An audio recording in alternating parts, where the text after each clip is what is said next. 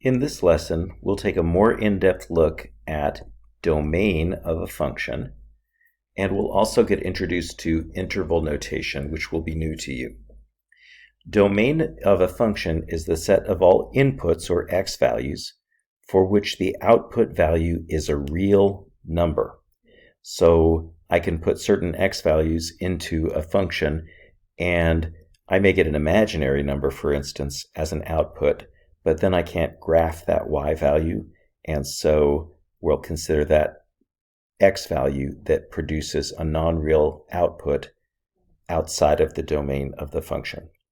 All right, so quick definition, we'll only be dealing with what are called algebraic functions. Algebraic functions involve adding, subtracting, multiplying, dividing, and taking roots. So there are other classes of function called transcendental functions. Those include trig functions, log functions, exponential functions, but we're not going to consider those today. So some quick observations. Whenever I add two real numbers, or subtract two real numbers, or multiply two real numbers, I always get another real number as a result. So those are not problematic operations. However, when I divide, the division is defined only so long as that denominator is non-zero, or the divisor is non-zero. So we have a problem if we divide by 0. You'll remember from Algebra 2 that odd roots of all real numbers are real. For instance, I can take the third root of -8 and get -2. And so that's defined. However, if I take an even root of a real number, that's only real if the radicand, which is what is underneath the radical, is not negative. In other words, we can have 0 under the radical. We can also have a positive number under the radical. If I want to find the domain of an algebraic function, here's what you need to consider. If those functions' operations are not problematic and they always produce a real number, then the domain is all real numbers. If the function's operations include a division, then b, the denominator, can't be 0. If the function's operations include a root, the nth root of a, where n is an even number, then a, the number that sits under the radical, has to be greater than or equal to 0. In other words, it can't be less than 0 or negative. So for the first part of this lesson, we're simply going to write the inequality or compound inequality that could be used to find the domain of the function, or we're simply going to indicate that the domain is all real numbers. It's important that we know that we don't have to solve those inequalities. We're just supposed to write the inequality is all. So in A, what I see for operations is I see adding, subtracting, squaring, which is multiplying it by itself. There's no division. There are no even roots of numbers. So there are no problematic operations. So therefore, the domain of this function is all real numbers. In B, for g of x, we see that there is a division. There's not a root, but there is a division.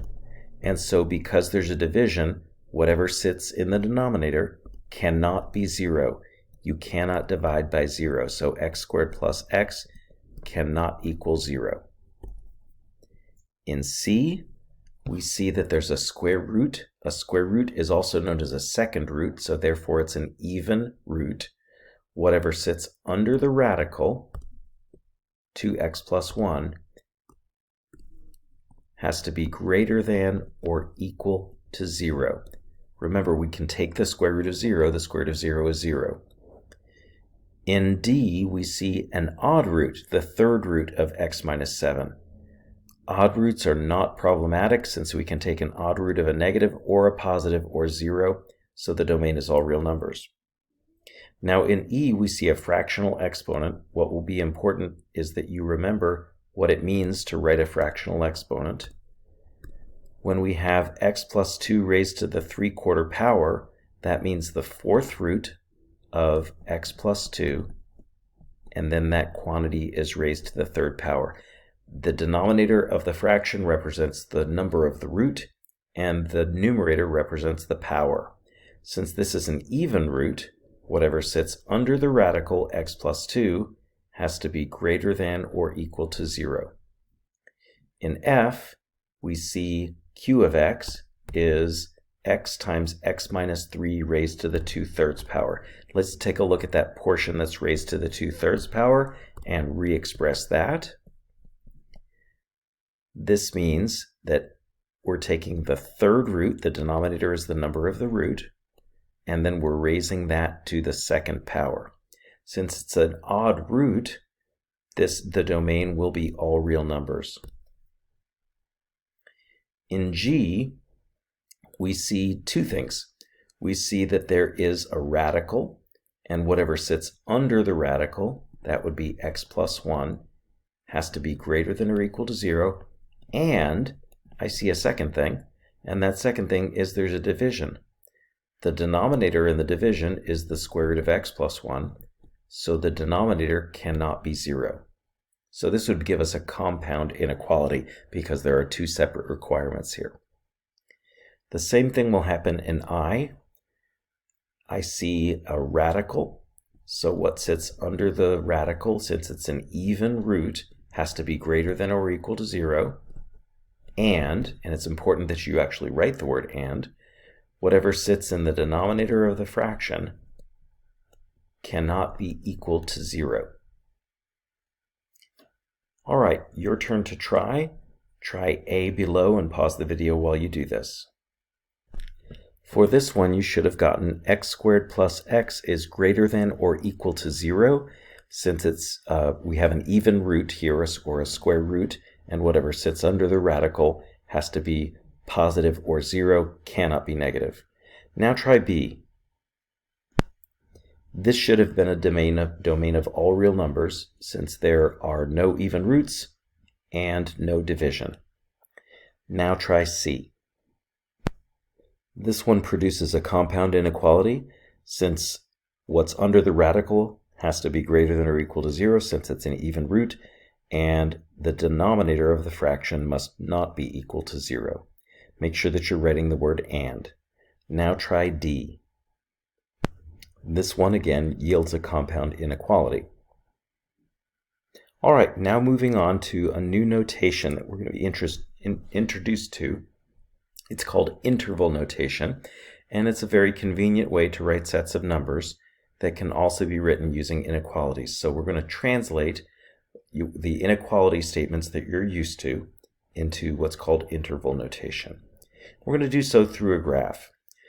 A is less than or equal to x is less than or equal to b looks like this if you graph it on the number line. That is, it's a line segment that connects A and B with the endpoints of the line segment filled in since they are included in the inequality. The way that's going to be written in interval notation is by writing the left comma, the right number in the interval, and then we're going to indicate that those two numbers A and B are included in the interval by using square brackets. We're going to contrast this with A is less than X is less than B. This is a strict inequality that does not include the endpoints. We draw open circles on the graph for this, and when we write it in interval notation, we use that same A comma B approach, but we use parentheses as to signify the endpoints to indicate that they're not included. Some variations on this. We can have A is less than or equal to X is less than B, in which the left endpoint is included and the right endpoint is not. Quick comment about when you're writing intervals, we should always write the interval with the left number on the number line on the left side of the interval. So we'll always write them from least to greatest. All right, A is less than X is less than or equal to B would be an interval from A to B, but it's open on the left side. That is, we have an open circle and then a closed interval on the right side. Now let's take a look at ones that involve only one endpoint. X is greater than or equal to A would be closed circle on A, shading everything to the right. So we're going to start this interval at A. We're going to use a square bracket to indicate that A is included, and then we're going to end the interval with infinity. Now, a quick comment about infinity. Infinity is not a number. If you try to fill in a dot at infinity on the number line, you are going to have a big problem doing that because you'll never reach infinity. So we always write an open interval at infinity, indicating you can never reach it. X is greater than a, open circle on a, shade to the right. That's a similar interval. Open again on infinity because it's always open at infinite endpoints, and then open at a as well. X is less than or equal to a. We're going to shade to the left of a. Now for this interval, it is very important that you start on the left side. On the left side of the interval, you have negative infinity, and on the right side you have a. Similar to with positive infinity, using negative infinity, we never close that interval. We never use a square bracket on negative infinity or positive infinity. X is less than a would be the interval from negative infinity to a with exclusive or non-inclusive endpoints and on both ends. Now, you remember this or statement from Algebra 2, x is less than a, or x is greater than or equal to b. That's a way to indicate a disjoint set, that is, a set that cannot be written continuously. There's a break in between a and b. So when we write this one, we're going to use a special notation. We're going to write two separate intervals, negative infinity to a, open on a, and then we're going to use what's called the union symbol, and then write the second interval, b to infinity. Quick note, U is the union symbol.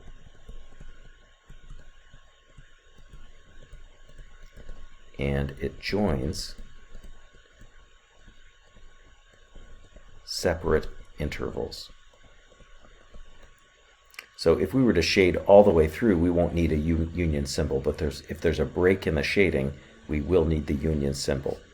Last example, all real numbers means the entire number line is shaded, and we'll indicate this interval by writing negative infinity to positive infinity, and as always, the infinite endpoints are not included, so they'll get parentheses.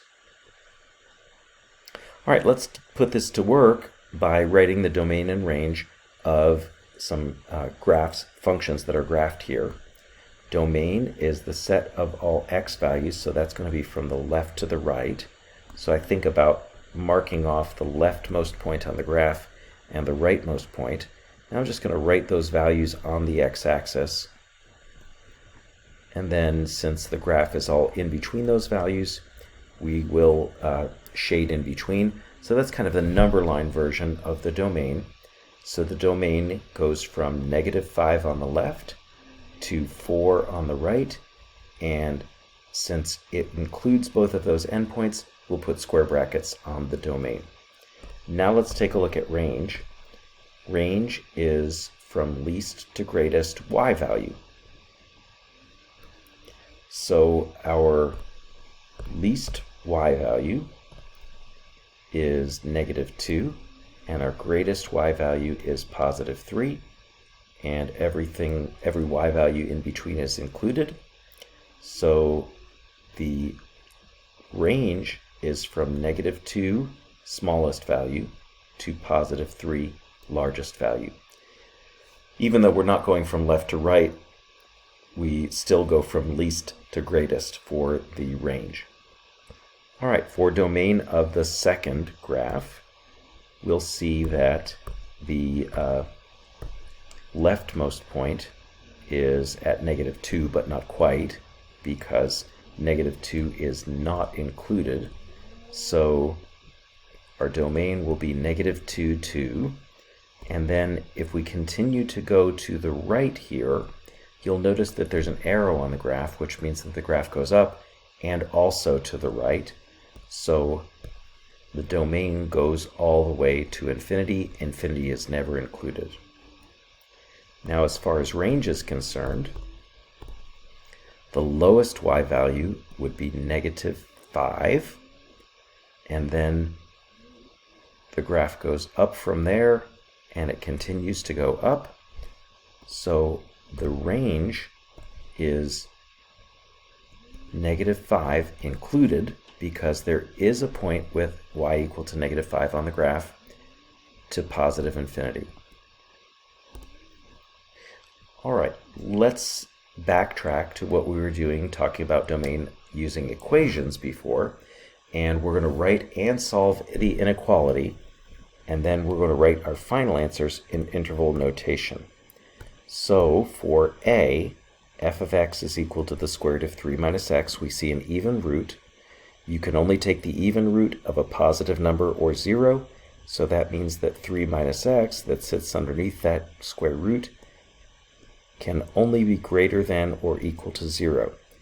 Now let's solve this inequality by subtracting 3, and dividing by -1, which reverses the inequality. So we have x is less than or equal to 3. That would be shading on the left side of 3. So written in interval notation, that is the interval from -infinity to +3, inclusive at 3.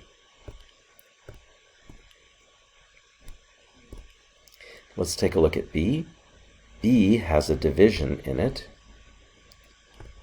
and no even roots, so we just have the division to consider. So x squared minus 4x plus 3 is not equal to 0, since you can't divide by 0. And we can solve this one by factoring. This factors into x minus 3 times x minus 1. So x cannot equal 3, and x cannot equal 1 is the domain of this function. Now, that's not an interval notation, so we still have to translate. In interval notation, you may want to write this one on a number line. We have 1 and 3 that are excluded values, so we're going to put open circles on them. And really, everything else is shaded. What's on the left side, what's on the right side, what's in between. So hopefully the number line makes it a little bit easier to write this in interval notation. Starting on the very left side of the number line, we have -infinity, which always gets an open interval. And then the interval, first interval ends at 1, open interval since it doesn't include 1. Then we use the union symbol, and then the interval from 1 to 3, and the union symbol, the interval from 3 to infinity.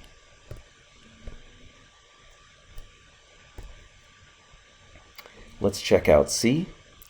In C, we have a denominator, and that denominator is 3. So what we have to consider is that 3 cannot be 0.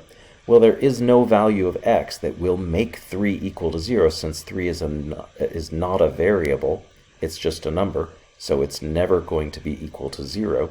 So that means we have no worry here about dividing by 0, and our domain is all real numbers, which when written in interval notation would be the interval from -infinity to +infinity. All right, in D we see we have two things to consider. We have an even root, and for an even root, whatever sits under the radical has to be greater than or equal to 0. So that means x has to be greater than or equal to -3. And we also have a denominator. So the denominator is x minus 1, and since we can't divide by 0, x minus 1 can't be 0. Solving that, x can't equal 1. Now let's graph this one on a number line. We'll have -3 and +1. Graphing, we have x is greater than or equal to -3, but x cannot equal 1, so we'll have to put an open circle on 1. When written in interval notation, this is the interval from -3 to 1, closed on -3, open on 1, union, interval from 1 to infinity.